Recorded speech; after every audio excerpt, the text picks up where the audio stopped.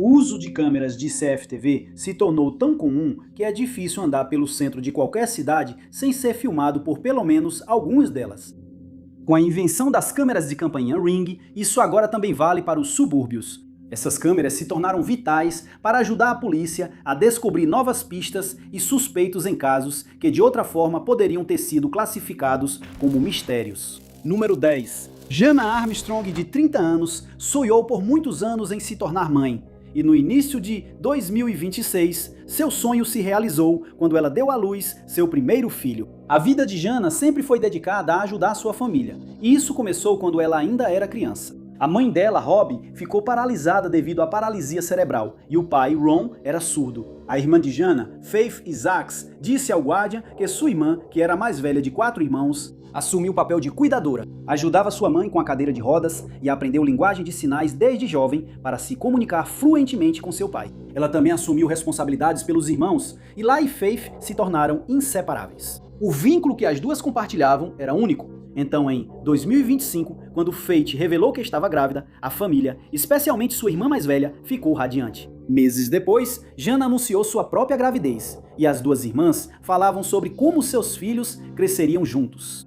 Infelizmente, Faith sofreu complicações durante a gravidez e perdeu sua filha 3 semanas depois. Jana estava lá para ajudar sua irmã nesse momento difícil, e quando seu bebê nasceu, sua irmã retribuiu o favor. Em julho de 2026, o filho de Jana tinha 4 meses de idade, e ela estava se preparando para voltar ao trabalho. No dia 7 de julho, as duas irmãs se encontraram para um brunch em um café local em Toowoomba, Queensland. Faith sentiu que havia algo estranho com sua irmã, mas não conseguia identificar exatamente o que era. Pouco depois do meio-dia, as duas se despediram, marcando a última vez que ela foi vista com vida. Mais tarde naquele dia, Faith recebeu uma mensagem estranha de sua irmã, mas não achou que fosse nada sério. Só em 8 de julho de 2026, quando o marido de Jana, Dharmander Singh, registrou o desaparecimento dela, é que a família percebeu. Segundo relatos, o carro dela foi encontrado abandonado a 500 metros de sua casa, mas ela não foi encontrada em lugar nenhum. A polícia encontrou imagens de câmeras de segurança mostrando ela entrando e saindo do café, e enquanto investigavam, descobriram mais evidências. As imagens das câmeras de segurança também mostraram o carro dela circulando por Darling Heights entre 21 horas e 22 horas e 15, antes de chegar em frente à casa dela entre 3 horas e 5 horas da manhã. Mas as câmeras de segurança não pareciam mostrar Jana lá dentro. Por dias, a comunidade apoiou a família Armstrong, realizando vigílias e ajudando a procurar a mãe do bebê. Em 11 de julho de 2026, seus restos mortais foram encontrados em uma área de mata em Red Bank Creek, a mais de 70 quilômetros da casa de Jana. Usando as imagens das câmeras de segurança, juntamente com a descoberta dos restos mortais dela, Singh foi preso e acusado de um crime de homicídio e um de violência doméstica. É importante ressaltar que Singh foi apenas acusado e ainda não foi considerado culpado. Até o final de agosto de 2026, a causa da morte de Jana ainda não foi divulgada e o caso continua em andamento. Número 9. 70.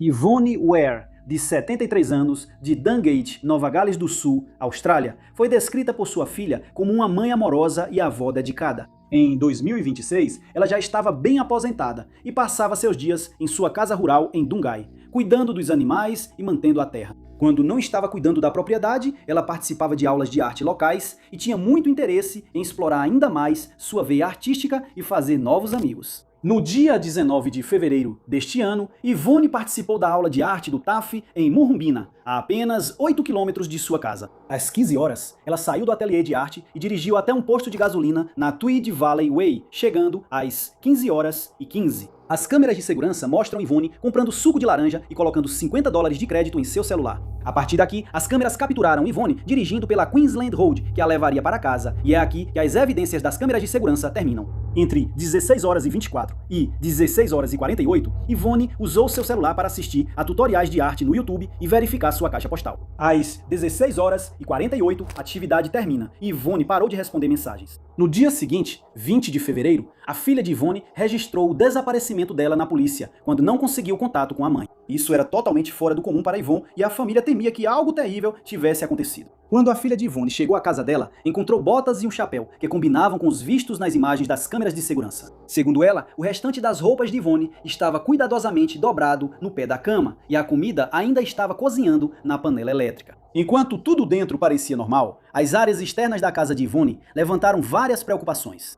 O portão da fazenda que leva aos animais estava intocado, algo que Yvonne sempre fazia questão de trancar com cuidado. Nenhum dos patos, galinhas, cachorros, gatos ou coelhos estava desaparecido, o que levantou ainda mais perguntas. Yvonne nunca teria deixado seus animais ou sua família para trás e sempre estaria em contato com seus filhos. Após investigar mais a fundo, a polícia descobriu que o telefone dela havia emitido um sinal na manhã de 20 de fevereiro, por volta das 10h10, a cerca de 5 quilômetros de sua casa. Durante os apelos, a polícia de Nova Gales do Sul também soube que o carro de Yvonne, o Ford Escape dourado, possivelmente havia sido visto em fins de 19 de fevereiro, às 20h30, em Dungay Creek. Infelizmente, não existe nenhuma filmagem de câmera de segurança ou evidência fotográfica disso, e o carro dela ainda está desaparecido. Desde fevereiro, a polícia de Nova Gales do Sul realizou buscas extensas e faz apelos rotineiros ao público por informações. A família dela também criou um grupo no Facebook para divulgar o caso e receber novas pistas. Qualquer pessoa com informações deve entrar em contato com a polícia de Nova Gales do Sul pelo número 131-444 ou com o Crime Stoppers de Nova Gales do Sul pelo número 11800-333-000, onde você pode permanecer anônimo.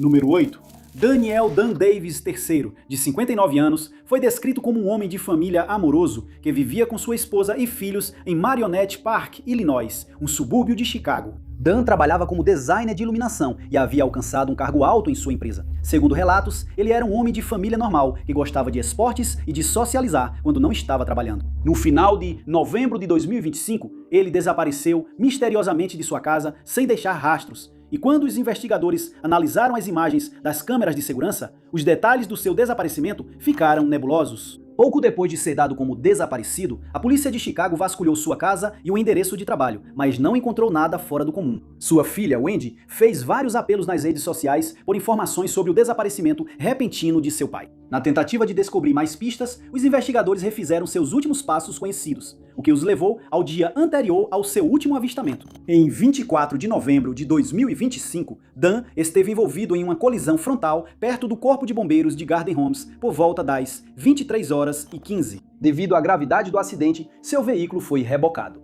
Toda a ocorrência foi registrada pelas câmeras corporais da polícia, já que Dan recusou qualquer atendimento médico, apesar de vários pedidos dos policiais. Após recusar ir ao hospital, eles o levaram até a 115 Bourbon Street, onde ele trabalhava, chegando pouco depois da meia-noite. Testemunhas lembraram de tê-lo visto sair de um bar ou clube a 1h15 da manhã, saindo a pé, presumindo que ele iria ir andando para casa ou pegar um táxi. A próxima evidência vem na forma de imagens de câmeras de segurança, que o registraram 6 horas depois, às 7h30 da manhã. Wendy e os outros, mais tarde, apontariam que ele parecia tropeçar e cambalear enquanto caminhava, sugerindo que ele pode ter sofrido uma lesão na cabeça no acidente. Mais tarde, naquele dia, às 15h, ele foi novamente registrado pelas câmeras de segurança, caminhando pela Old Wester Avenue em Blue Island, Illinois, onde parece ainda mais desorientado. Seus movimentos foram registrados ao longo do dia, avançando para o dia 26 de novembro. Às 18h35 do dia 26, ele foi registrado pela última vez perto da St. Donatus Church em Blue Island. Depois de ver essas outras imagens, sua filha Wendy tinha certeza de que seu pai havia sofrido um derrame. Ela disse a Fox 32, dá para perceber que o lado esquerdo está comprometido. Em outro momento, ele aponta para algo e a mão está mole, e o lado esquerdo do rosto está caído. Esses são sinais que são fáceis de não perceber se você não conhece como ele é normalmente. Infelizmente, o caso esfriou, deixando a família Davis sem respostas por vários meses. No dia 9 de março de 2026, os restos mortais de Dan foram encontrados perto de uma linha de trem em Blue Island, Illinois. Os investigadores ainda não sabem como ele foi parar lá, e o inquérito sobre sua morte continua em andamento. A família dele lançou uma campanha no GoFundMe para ajudar a cobrir diversos custos, que já arrecadou mais de $35 mil até agora. Wendy acrescentou que o restante dos fundos será destinado ao seu memorial e funeral e agradeceu ao público pela demonstração de carinho e apoio. Número 7. Em 31 de julho de 2025, as tranquilas ruas suburbanas de Waller, Nova Gales do Sul, se transformariam em um local de crime em plena investigação. Enquanto os moradores saíam de casa para ir trabalhar, eles passavam por várias viaturas policiais e ambulâncias. Em poucas horas, a área antes tranquila havia se tornado uma investigação ativa e não demorou para que os detalhes chegassem à mídia. Horas depois, a polícia informou que Atan Borsinos, de 21 anos, foi atacado por trás enquanto caminhava até seu carro do lado de fora de sua casa. Ele foi golpeado várias vezes com uma arma de fogo e a polícia foi chamada ao local pelos moradores. Os paramédicos também estiveram no local, mas devido à gravidade dos ferimentos, ele não sobreviveu e foi declarado morto do lado de fora de sua casa. Os investigadores rapidamente descobriram que Atan, filho de um ex-policial, acumulava várias acusações criminais contra ele e deveria comparecer ao tribunal naquele dia por delitos relacionados a armas e direção. Durante a investigação, também foi descoberto que ele tinha conexões com o submundo do crime na Austrália. O jornal The Age informou que Atan havia sido suspeito do assassinato de Suleiman San Abdul Rahim, ou o Justiceiro, como era conhecido. Em janeiro de 2025, Suleiman foi atacado em Preston, Melbourne, enquanto entrava em seu carro com sua namorada. Mais tarde naquele mês, a polícia divulgou imagens de câmeras de segurança que acredita-se mostrarem Atan na cena com outro homem portando uma arma de fogo. A dupla teria então fugido em um Nissan roubado que havia sido registrado como desaparecido em Victoria. A dupla então trocou de carro várias vezes e incendiou os veículos assim que retornaram para casa. Nenhum dos homens envolvidos foi formalmente acusado, mas isso deu aos investigadores muito material para trabalhar. Usando câmeras Ring e câmeras de CFTV, os investigadores começaram a analisar a cena do dia 31 de julho, quando Atan foi atacado. Inicialmente, essas descobertas foram mantidas em sigilo, mas quando a polícia teve dificuldades para identificar os envolvidos, eles recorreram ao público. Em 2026, essas imagens de CFTV de dois homens foram divulgadas ao público. Diversas fontes relatam que esses dois homens foram vistos fugindo do local momentos após Atan ter sido atacado, entrando em um Nissan roubado. O Nissan foi posteriormente encontrado abandonado e queimado. A polícia também descobriu que os dois homens envolvidos no ataque a Atan podem ter viajado de Nova Gales do Sul para Victoria para realizar o ataque. Segundo relatos, acredita-se que esses dois homens de Nova Gales do Sul receberam ajuda de dois homens em Victoria. Em agosto de 2016, a polícia afirmou que acreditava que alguém havia encomendado a morte de Atan, e eles estão ansiosos para descobrir quem fez isso e por quê. Seu suposto envolvimento no ataque a Suleiman pode indicar um ato de retaliação, mas isso é apenas uma teoria. Qualquer pessoa que tiver informações deve entrar em contato com a polícia de Vitória pelo número 131444. Ou, se preferir permanecer anônimo, você pode entrar em contato com o Disque Denúncia de Vitória pelo número 1800-333-000. Número 6. Liz Waddell, de 44 anos, foi descrita por seus entes queridos como uma mulher gentil e extrovertida, dedicada aos filhos e ao marido. A família morava em Cary, na Carolina do Norte, onde Liz trabalhava como fisioterapeuta. Seus pacientes falavam muito bem dela e ela era muito respeitada pelos colegas. Em 2003, Liz conheceu Kylie Waddell no American Dance Festival e rapidamente se apaixonou. Pelo restante do festival, elas ficaram juntas e decidiram continuar o relacionamento quando voltassem para casa. Vários anos depois, o casal se casou e mais tarde teve filhos. Em 2026, Liz estava alcançando novos patamares em sua carreira e tinha presença no YouTube e no Instagram. Em julho, ela e uma amiga viajaram para Granada para passar férias só de amigas. As duas reservaram uma estadia longa só para elas, comentando como era uma pausa merecida da correria de suas vidas. A dupla chegou em 11 de julho e logo após o desembarque fez o check-in no resort. Os primeiros 10 dias se passaram sem incidentes. A dupla passou horas à beira da piscina, tomando coquetéis e colocando em dia suas listas de livros, que só aumentavam. Os dois foram até as praias locais, socializaram com os moradores e tiveram a chance de experimentar as culinárias típicas. No dia 21 de julho, a dupla saiu do resort e foi para um Airbnb perto da praia Grande Anse, em St. George's. No dia seguinte, a dupla passou a maior parte do dia no Airbnb e depois foi até a praia Grande Anse. De acordo com um amigo, os dois ficaram em águas rasas e aproveitaram o sol, mas as coisas mudariam rapidamente. Por volta do meio-dia, enquanto Liz estava nadando, sua amiga ficou no quarto usando o laptop para terminar um trabalho. A última vez que ela foi vista nas câmeras de segurança foi por volta das 12h04. Às 17h50, a amiga ficou preocupada, porque não tinha visto nem recebido notícias de Liz. Depois de procurar pelas margens e pela água, a amiga percebeu que Liz havia desaparecido e imediatamente ligou para a polícia de Granada. Eles descobriram que o último avistamento confirmado dela foi por volta das 17h30. Eles também divulgaram imagens de câmeras de segurança por volta das 11h30 daquela manhã, mostrando o último avistamento confirmado dela. Testemunhas se apresentaram dizendo que viram uma mulher que correspondia à descrição dela por volta das 17h30. Eles afirmaram que ofereceram uma carona de jet ski para ela, pois estavam preocupados porque ela estava muito longe da costa. De acordo com eles, ela recusou a oferta e disse que era uma boa nadadora. As testemunhas então deixaram o local, marcando a última vez que ela foi vista. Quando Kylie soube desse detalhe, ele ficou confuso. Em seu site, findlis.com, ele escreveu que sua esposa não era uma boa nadadora, mas se sentia confortável na água se tivesse uma boia ou algum dispositivo de flutuação. Em suas palavras, ele não tem certeza se ela acabou na água, em terra ou possivelmente em um barco. De acordo com o site, ele voou para Granada em 24 de julho para ajudar nas buscas.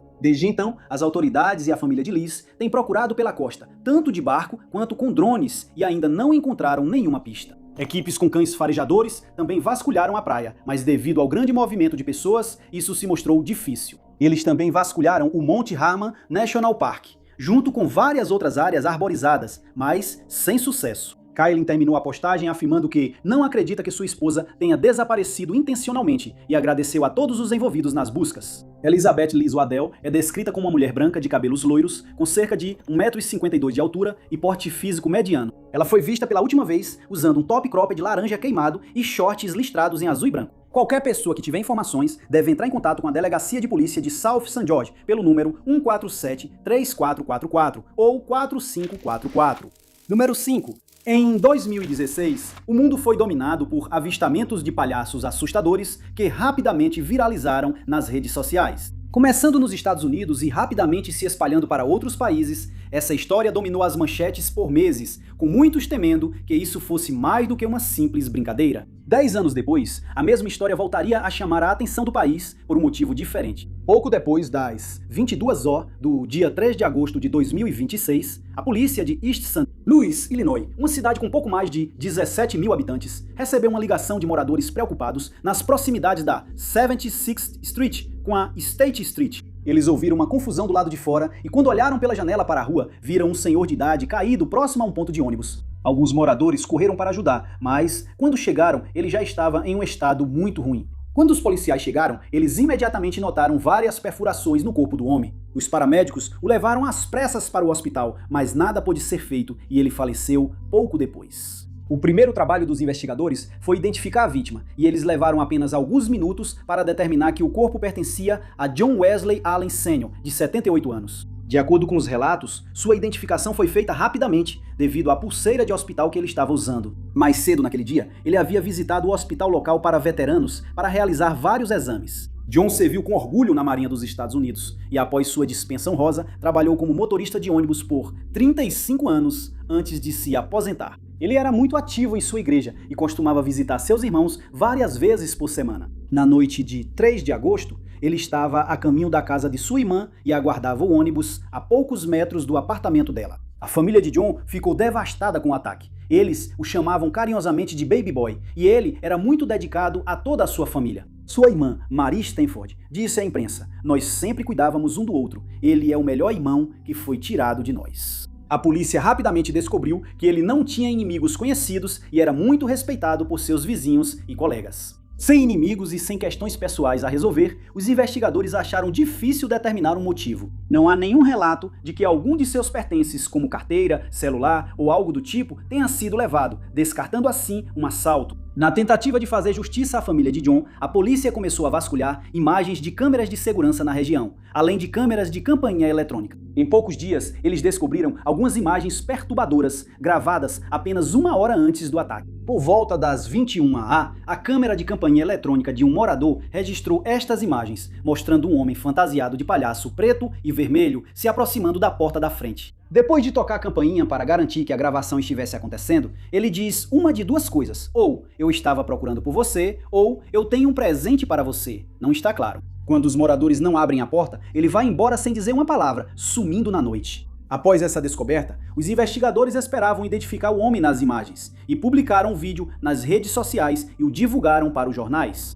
3 dias depois, a polícia de East St. Louis anunciou que alguém havia sido preso em conexão com o evento, graças às imagens das câmeras de segurança. O caso está em andamento no momento, com o suspeito prestes a comparecer perante o tribunal a qualquer momento. O julgamento e a sentença exatos ainda não estão claros, mas sabemos que a pessoa foi acusada de homicídio. Mary Stanford disse à CNN, abre aspas, "Eu só me pergunto por que essa pessoa fez isso. Ele não conhecia meu irmão. Agora temos que sentar aqui e passar por essa dor e sofrimento por causa de um ato aleatório." Número 4.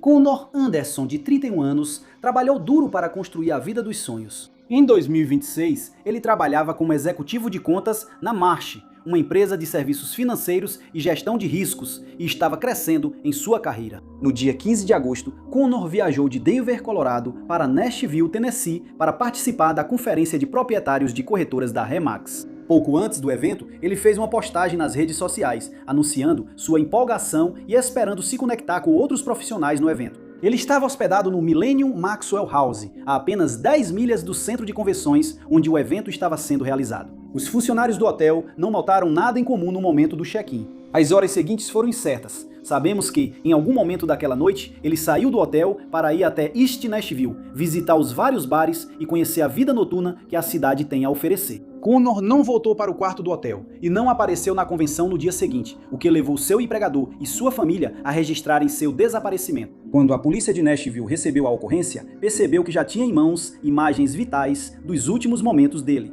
Por volta da 1 da manhã da noite anterior, Connor havia parado 2 policiais, parecendo apavorado e preocupado. Todo o encontro foi registrado pelas câmeras corporais, que depois foram divulgadas ao público. Nas imagens, ele conta aos policiais que conheceu 2 homens algumas horas antes que disseram que iriam mostrar a cidade para ele em troca de $20. À medida que o vídeo avança, ele então afirma que eles o levaram para outra área e começaram a exigir mais dinheiro dele. Em um trecho direto do vídeo, ele diz, abre aspas, e então eu não consigo me lembrar. Ele exigiu ou acabou conseguindo mais $20 de mim, e então o amigo dele agiu como se nada tivesse acontecido. Depois, eles me ameaçaram. Eu não fui embora e eles ameaçaram me atropelar. Depois de implorar os policiais para ajudá-lo e fazer um boletim de ocorrência, eles acabaram concordando. Mas Connor desistiu quando pediram para ele apresentar um documento de identidade. Momentos depois, ele agradeceu pelo tempo deles e voltou para East Nashville para continuar sua noite. Essa seria a última vez que Connor Anderson foi visto. Em 21 de agosto de 2026, o corpo de Connor Anderson foi encontrado em um bosque perto da James Robertson Parkway.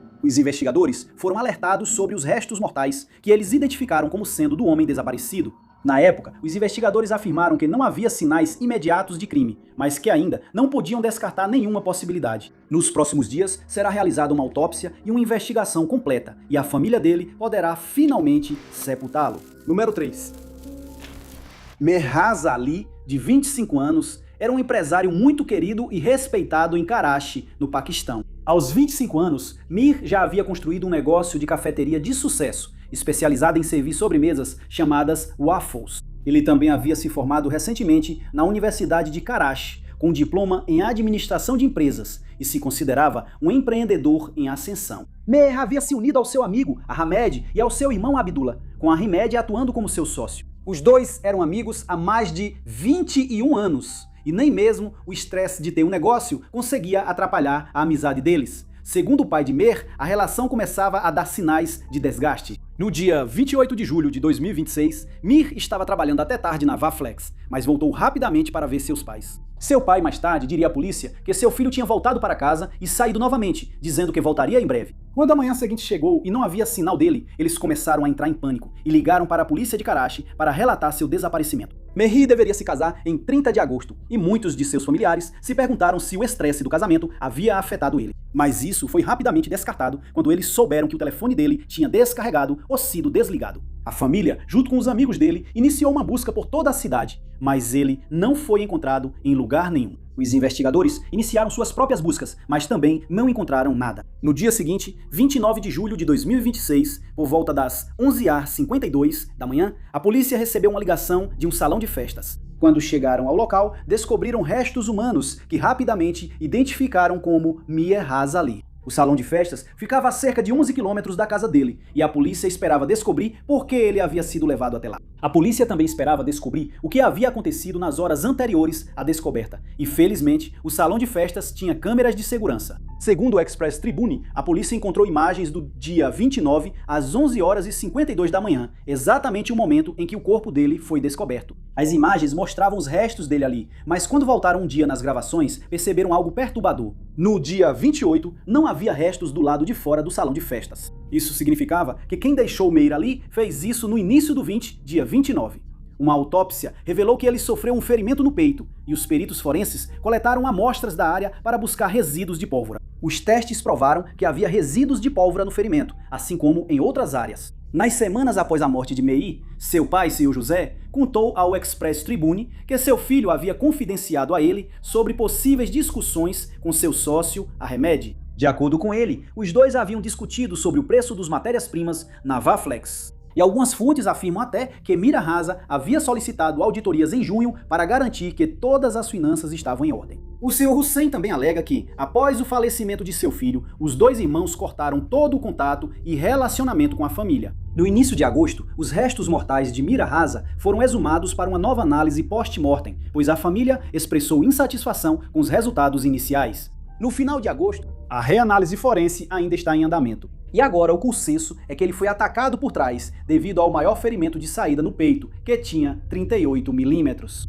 Em contraste com um pequeno ferimento de entrada nas costas, de 7 milímetros. Ninguém foi preso e nenhuma acusação formal foi apresentada, mas a família dele afirma que continuará em sua busca por justiça até que os responsáveis sejam responsabilizados pela perda. Número 2. Ketan Agarwal, de 26 anos, foi descrito como um jovem inteligente e amoroso, que estava se preparando para se casar com o amor de sua vida, Saya Goyal. O casal morava em Pune, na Índia, onde Ketan era um empresário muito querido e respeitado. Ele trabalhava para o Success Group, que atuava em empreendimentos imobiliários na região, com foco em lotes comerciais, industriais e residenciais. De acordo com o Hindustan Times, ele trabalhava no departamento de marketing estratégico da empresa e também atuava como executivo de desenvolvimento de negócios. Ketan havia se formado recentemente na Babson College, em Boston, Massachusetts, com um mestrado em liderança empreendedora e uma graduação em gestão da cadeia de suprimentos. Aos 26 anos, ele já havia conquistado 2 diplomas, estava subindo rapidamente na carreira corporativa e estava destinado a se destacar no mundo do mercado imobiliário. Quando não estava no trabalho, ele passava seu tempo com Saya, de 20 anos, e os dois ficaram noivos no início de 2026.